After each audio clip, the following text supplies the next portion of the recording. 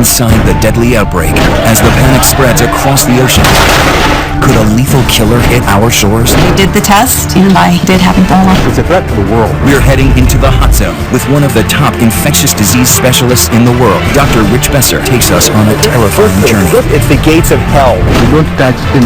And comes face to face with the disease that shows no mercy. To protect the U.S. is to stop the outbreak. This is the only way to keep entire nations from being reduced to ashes. This deadly virus spreads across borders. Find out how bushmeat from markets in Africa end up smuggled into the United States and can pose a hidden threat here at home. Where did it come from? Why is it spreading? Can anyone stop it? And is there a cure? Ebola inside the deadly outbreak.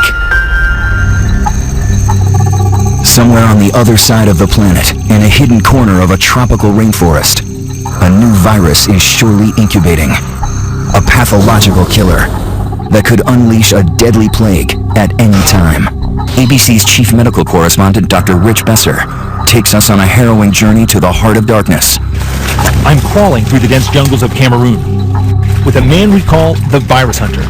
He's in a race to stop a virus before it can infect human beings. What our work is focused on is understanding what's out there that could potentially harm us as a species. If you think this has nothing to do with you, think again. Inside the bush, animals hold the potential for worldwide danger. These paths are not just local roads, they are a virus's highway. When you see a logging road, what do you think about? I think about the potential for both animals as well as humans with new viruses to get to cities where you have planes, cities where you have boats.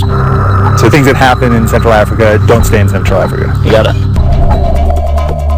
The bridge from animal to human?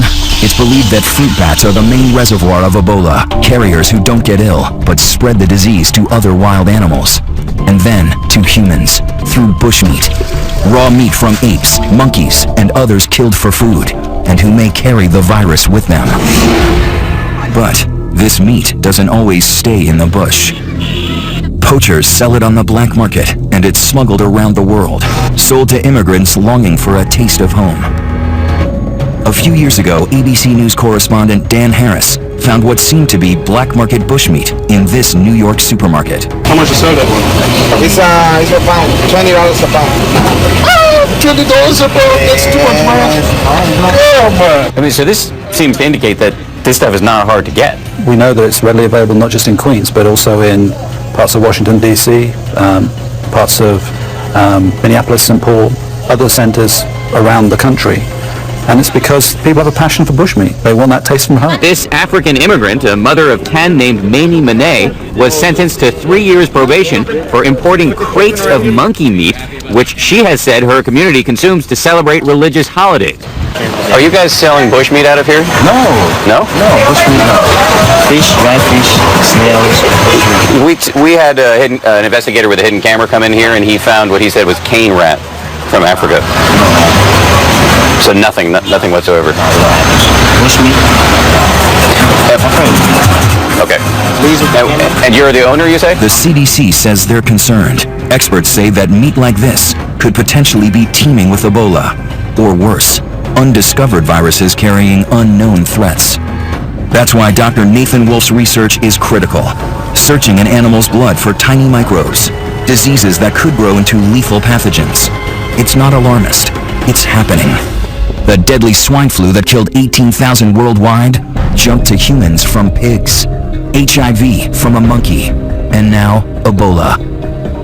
Ebola is now an epidemic of the likes that we have not seen before. It's spiraling out of control. It is getting worse. It's spreading faster and exponentially. Where Ebola's hit the hardest? Okay? Okay. Liberia, the epicenter. Not a lot of flights coming into Monrovia, and those that are coming in, they're screening everybody for Ebola. Surreal, uneasy, in the grips of something awful. Monrovia, Liberia is a capital under siege by the deadliest Ebola outbreak in history. Doctors and relief workers suited up like spacemen make their way through the streets in a race to contain the virus that so far they've been unable to stop. What government wants to do is to find out who are those that are sick so we can treat them. So they basically are checking who can come in and out of West Point. Only people with aid supplies and medical staff can go in and out, and soldiers. ABC News reporter Carrie L. Doe is Liberian-American, and she's been filing reports from a neighborhood here. How many bodies have you picked up today? 11 bodies. Where thousands are under quarantine, she has watched as fear turned to despair, despair to anger, and then pandemonium.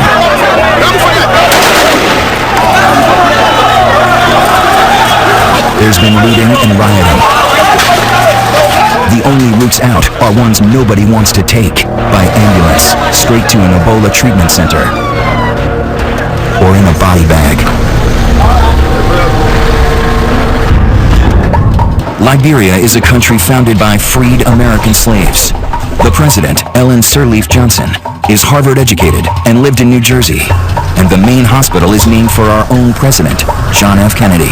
This is the emergency room, and you can see there's no one going in, there's no one going out. That's because there are no doctors to take care of patients. There's no one here. No one here, it's a ghost town. This unit, it's stuck back in the furthest corner of the hospital compound. It used to be used for treating people with cholera, and now it's where they're putting patients who may have Ebola. Many of them do. The facilities are makeshift. Their protective gear is the only barrier between them and the disease. They've had to make some of it themselves. They don't have hoods that are ready-made, so they're making hoods out of other protective equipment. The temperature, is it hot in what you're wearing? Oh yeah, the heat. The heat is too much? Yeah, too much. The place is not just like ordinary hospitals. If you are finished with what you want to do, you don't just leave and leave the others there. I'm okay. He's got a hood, he's got 2 layers of gloves on, an apron, boots, outer clothing, a mask, and goggles, so that every part of his body, every inch of skin is totally covered up. Even though I've spent my career working on infectious diseases, I have to confess, this is scary. You don't touch anything, okay? You just use your eyes. And you may talk to somebody, but you don't touch anything. Okay. This is Ebola Zaire. Highly contagious, highly infectious, very dangerous. So you have to take very good care. Don't rush to help somebody. Don't pick up things. Don't panic. Eh? Stay calm. Stay calm. This is the Ebola isolation unit. He's about to go in. He opens the door. You can take a look. Patients with Ebola are everywhere.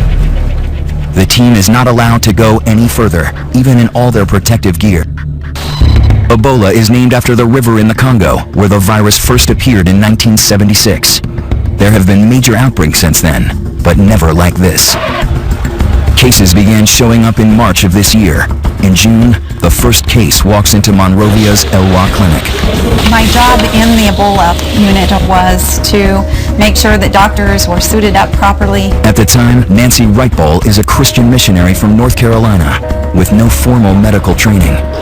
When doctors went in, I wanted to make sure that they were dressed properly, and when they came out, I wanted to make sure that they had been decontaminated properly. And I felt the weight of that, I can tell you. We've been in Ecuador for 5 years. We were in Zambia for 8 years, and then in Liberia. We've traveled in many places. But they have no idea what they've signed up for this time. As the death toll mounts, Liberian health workers start to fall ill.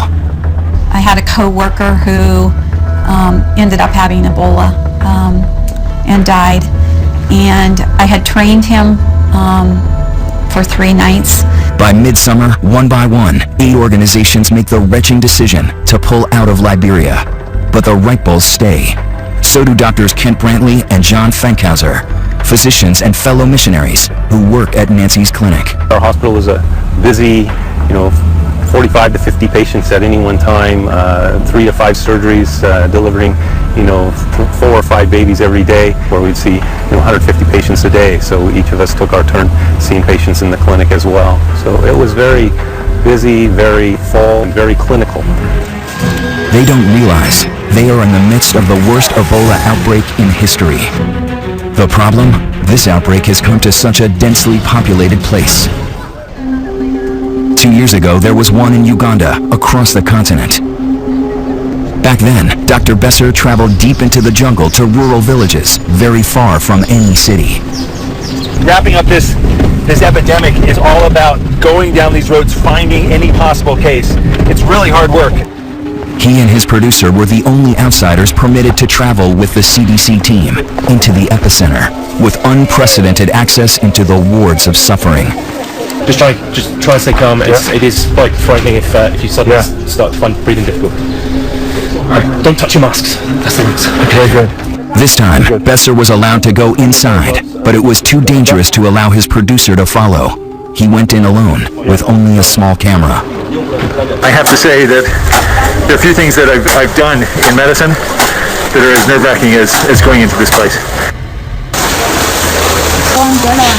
Those of us who have Ebola.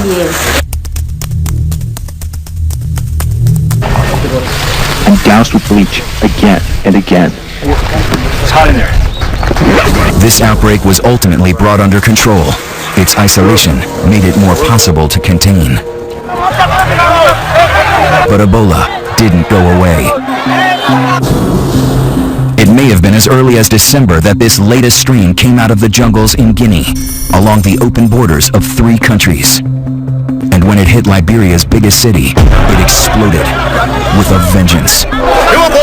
Ebola travels through contact with bodily fluids, blood, diarrhea, vomit. And this is what makes this outbreak so dangerous. In an urban area with people packed on top of each other, Ebola has been almost impossible to stop. This is not just a threat to Liberia, this is not just a threat to West Africa or Africa, it's a threat to the world.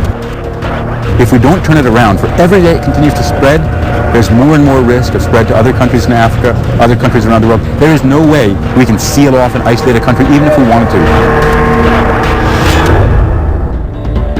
The real fear is that it could mutate into a smarter virus, turning airborne. It could infect with a single sneeze, as millions of lethal pathogens fly through the air. In airports, crowded subways, children's playgrounds. A global pandemic that knows no borders. Coming up, a call to action. We have to move with force as the virus turns on the American volunteers, brave enough to stand in its way. Really pretty sick. So they did the test. I did have Ebola.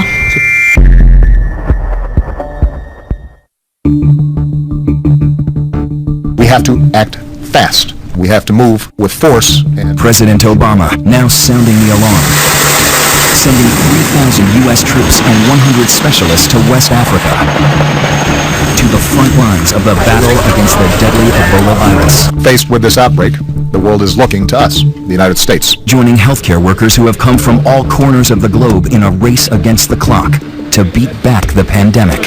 Will we see Ebola in America? I can't predict the future. What I'm sure of, and what's happened already, is that people have come from parts of the world where they might have been exposed and they've had fever.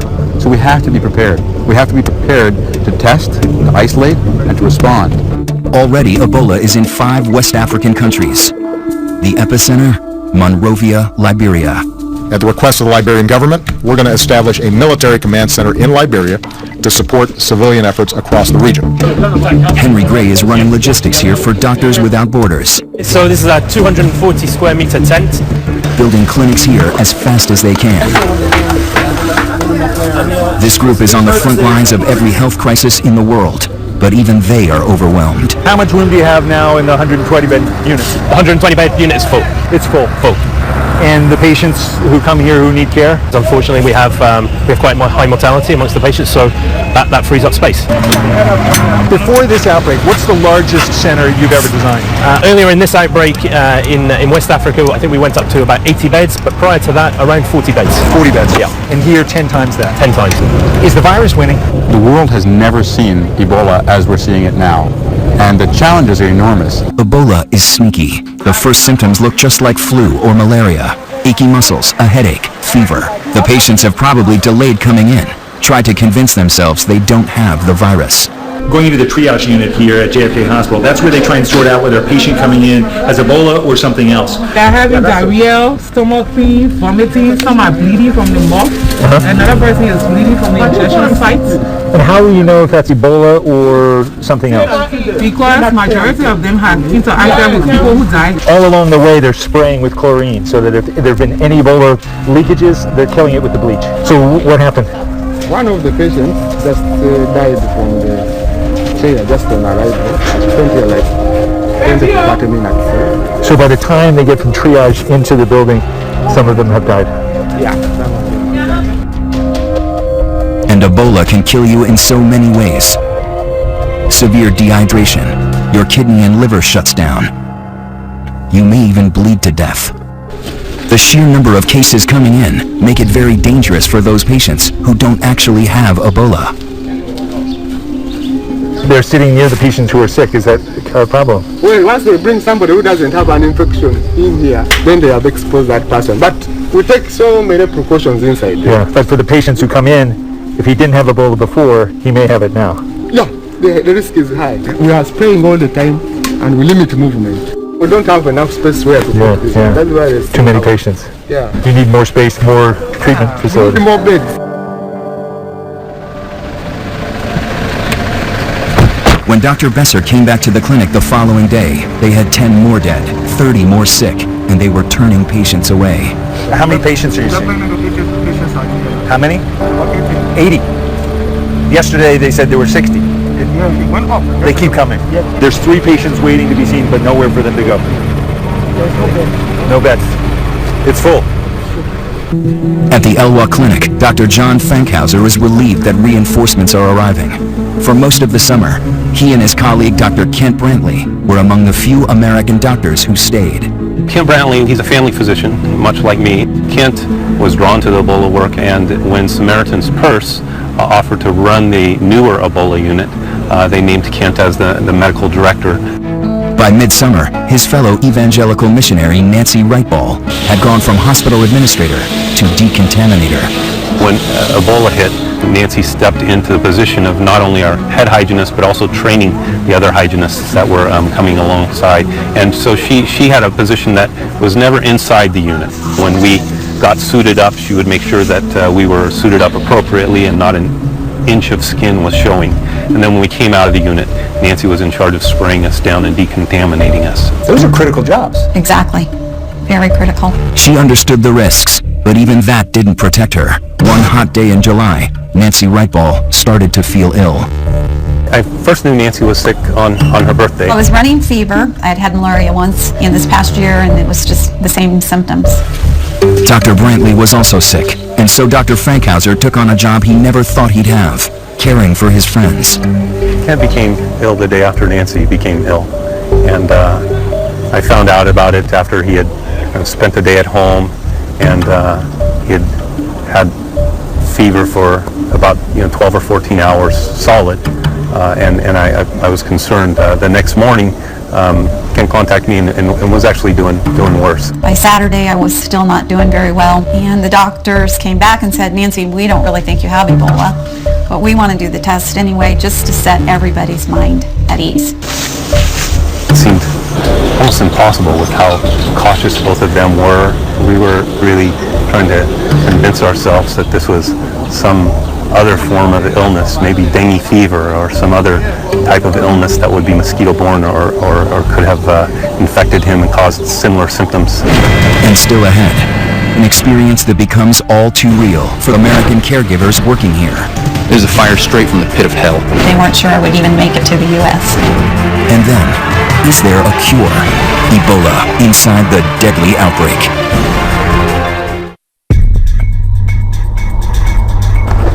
Here in Liberia, in the grips of the deadly Ebola epidemic, even the heroes are scared. Doctors and medical volunteers are vulnerable. In some outbreaks, they account for a quarter of all Ebola deaths. Closed off our program in April of this year. It just wasn't safe. We didn't think that we had the necessary precautions to do it safely. American doctor James Sirleaf is the son of Liberian President Ellen Johnson Sirleaf. He left his practice in Georgia to help with the crisis, only to find panic and chaos. The NGO community has mostly left. We had to pull our physicians. We can't risk. These people are not Ebola-trained doctors. It's just not safe to have them here. While others pulled out, many of those who stayed were missionaries. And by early August, Americans Dr. Kent Brantley and Nancy Wrightball had serious symptoms. How do you tell the love of your life that they've contracted a deadly disease and that there's, a chance, a great chance that she might not survive? It fell to Nancy's husband David to deliver the diagnosis. He said, I want to tell you that Kent, Dr. Brantley, his Ebola test has come back and it's positive. It was hard to hear that. And then David said, and Nancy, you have Ebola also. The odds are not good. Among Liberians, more than half of those with the disease are dying. There is one slim hope. A new drug called ZMapp still being tested on monkeys. Dr. Brantley is the first human patient. Their charities hire a plane to transport them home over 4,000 miles in a specialized medical isolation pod, sealed to protect everyone on board.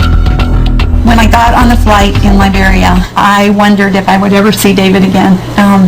We felt like it was pretty critical. I don't remember much of the flight at all. Pretty dehydrated, really pretty sick. They weren't sure I would even make it to the U.S. They are taken to Emory University in Atlanta, a different medical universe. One of 4 high-tech centers in the country designed to handle the most deadly and contagious diseases. People who say that you should not have been allowed back in the country, it's just too dangerous. What do you say to that? I would say that in coming back into the country, we understand the concern for public health. Having said that, there have been established procedures and protocols that we took very great care in observing. Most important, Nancy is isolated from everyone, even her own husband. It's a really lonely place to be. We put our hands on the glass and I told her again, she's the most beautiful woman I know. It's her family and faith that got her through. I think one of the scripture, it's a psalm that so many people know, that the Lord is my shepherd. And yea, though I walk through the valley of the shadow of death, I will fear no evil. Some Americans say that you had no business being over there. It's too risky. We went to serve, but when you go to serve, you count the cost, but you lay it down. You lay down those fears, you lay down what you think might happen. Then, finally, the news that both the Wright-Balls and Kent Brantley have been praying for. They are virus-free. Today is a miraculous day. I'm thrilled to be alive, to be well, and to be reunited with my family. But still ahead, what awaits American troops as they head for the hot zone? Panic in the streets. And can they help Ebola's youngest victims?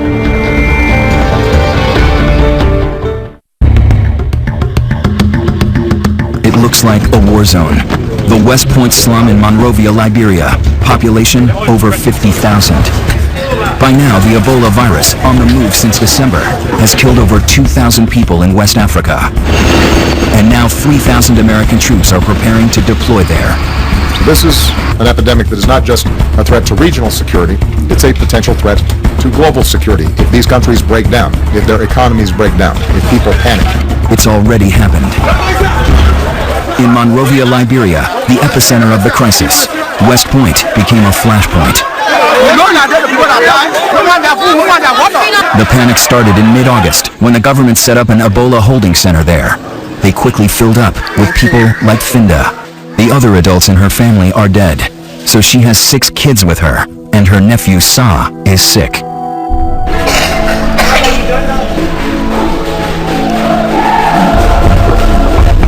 Why are you laying down?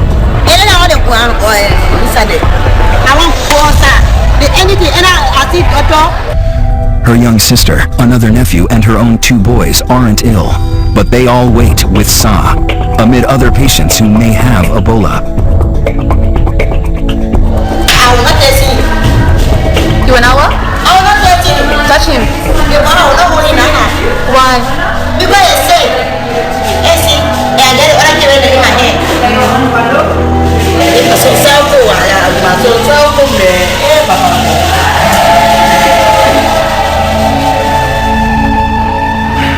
Her stay here is short-lived. Residents are furious that patients with Ebola are in the neighborhood, so they ransack the center, looting infected medical supplies. 2 days later, the government puts the entire community under quarantine. But the rioting and looting continue. Containing a frightened populace isn't easy. In West Point, the quarantine is doomed from the beginning. There where the stream of crosses, That's where people cannot go past. That's So the that's the line. quarantine line. Yes. And the idea is that the germs will stay on that side of the line. That's just absurd. But when people are scared, they do crazy things. I've never seen a quarantine area like this. They haven't used quarantines like this where you shut off whole parts of cities since the Dark Ages. Behind the barriers, there's people who can't come and go. They've been in this compound for 7 days? 8 days. Why? It's like you're in prison.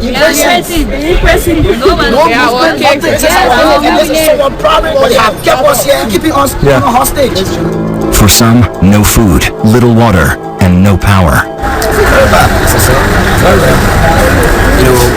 You can't live in a dark place just like your animal. Meanwhile, Finda and her children are living on the streets, afraid her house is infected with Ebola. 3 more of her kids are now sick, and they're hungry. But she's also afraid to go to the hospital. So many have died there. They were taken to the hospital today? I don't know. We take you from here. How many children? 1, 2, 3, 4, 5, 6.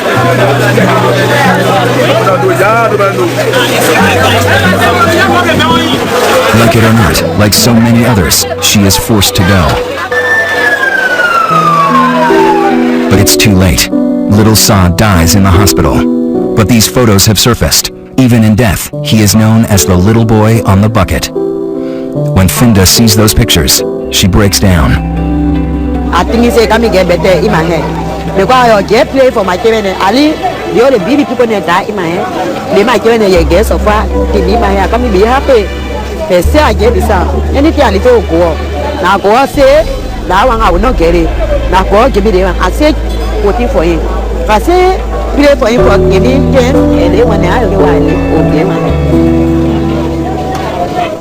Coming up. He said we can come. A secret ritual, a hidden danger. Is there any way to stop this virus? The answer may surprise you. Ebola inside the deadly outbreak.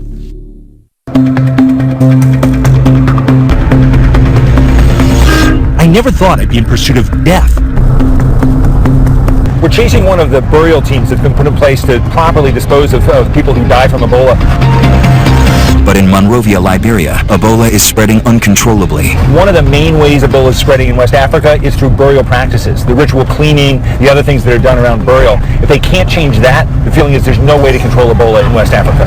Officials are on the hunt to find these bodies, test, and burn them before more people get sick.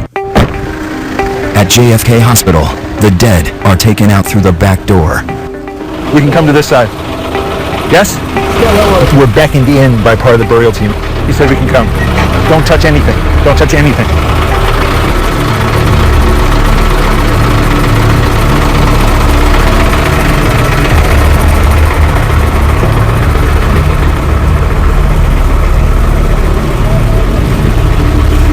How many bodies are there? 9.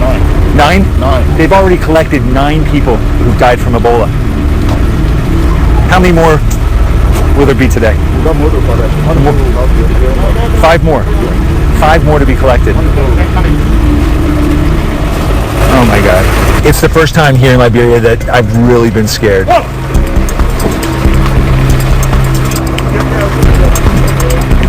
This is incredible. You know, seeing a truck cart away 10 bodies of people who died from Ebola, it's the gates of hell going into that treatment ward and knowing that the odds are you're going to come out in a body bag. The scenes here in Liberia are grim reminders of what can happen when a virus breaks into the human population. We are all social creatures, care for our sick, wash and bury our dead. And that is in the end what makes human beings so vulnerable to Ebola. It's why one of the biggest problems here in Monrovia are burials. Bodies may be covered with viral particles that can infect any who touch them. Funerals are a common source of Ebola's spread. ABC News producer Carrie Eldo was with a burial team as they attempted to recover a body from a grieving family who doesn't want to part with it. Why do you want to bury the body today? Because the man is a Muslim man. So we bury the body today. Won't do our Muslim burial, won't bury the man today. Even say the people can go out to bury the body in our place. It's not anything. But won't bury the man today. But what if he does have it? What if he did have Ebola? The man don't have Ebola. The bodies are packed up, never to be seen again. This is where they end up, a pile of ashes, beside the next bodies ready to be burned. Sometimes the bodies are taken before they're even tested. It leads to mass denial that loved ones ever had the disease. Families so desperate to bury their own that we catch a secret one about to take place to avoid the government carting the body away. Where were you all taking the body? The boys were caught by vigilant neighbors, disgusted that they might spread the disease in the neighborhood, an unforgivable crime. That thing is very, very terrible. For you sitting in a car with that body, it's terrible. They brought all the Ebola outside. They put in the community straight away, y'all. Precisely what these body collectors are trying to avoid. We're following this blue truck. It's got the head of the burial team. He got word that in one house in this village, 5 people died from Ebola. It's a race against time. Every second those bodies linger, the greater the chance of someone else getting infected. The community here says that the 2 people in this house did not die from Ebola, so they're not letting the burial team in. Elwa. How many bodies are in Elwa? 8 there. Yes. The burial team is pulling out. They're going to the next hospital where there are many bodies, many people who have died from Ebola. A grim task with no end in sight, no shortage of bodies. When we come back, can the virus come to our shores?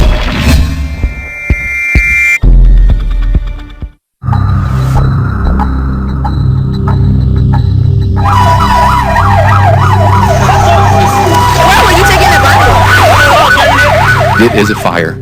It is a fire straight from the pit of hell. We cannot fool ourselves into thinking that the vast moat of the Atlantic Ocean will protect us from the flames of this fire.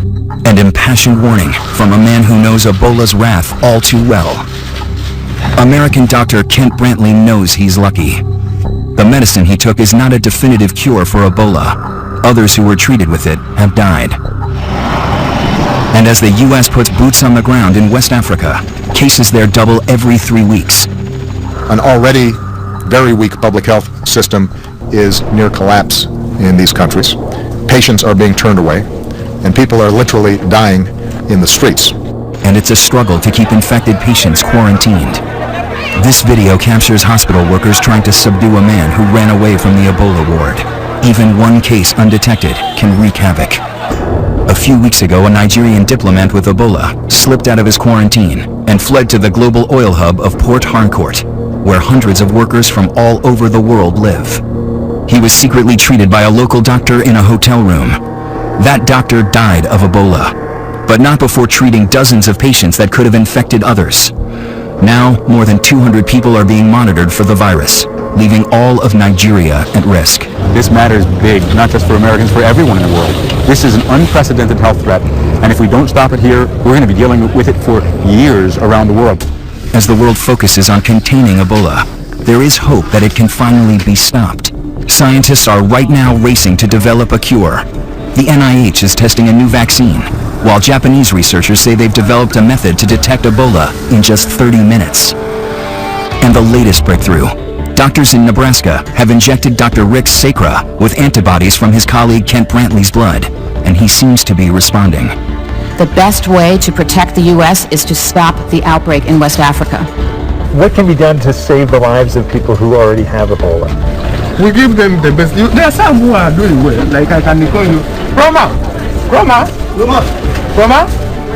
Now, there are some who overcome it, like this guy. How are you, my dear? Hello. Come here. How are you? Cross the water here. Yeah.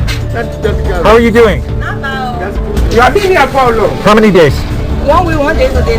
1 week, 1 day? Yes. And how do you feel today? I'm okay. Jumping. And when will you go home? I want to go home today. Today? Yes. What do they say? When can you go home? And? When can you go home? When? Now. And a joyful homecoming for Liberian Dr. Philip Ireland, who contracted Ebola after bravely treating so many in his native country. You've survived Ebola? Yep. I've been through hell. Okay, I've seen death, and I walked through the valley of the shadow of death, and just to see the sun and to see the trees and to see my children, my wife, and just to be with them. Right now I'm very grateful. I'm happy just to be alive. His words echoing a fellow survivor, American Nancy Reichball. But already, a strain of Ebola has emerged in the Congo. And nobody knows better than those who have put their lives on the line how difficult and dangerous it is to stop this treacherous virus.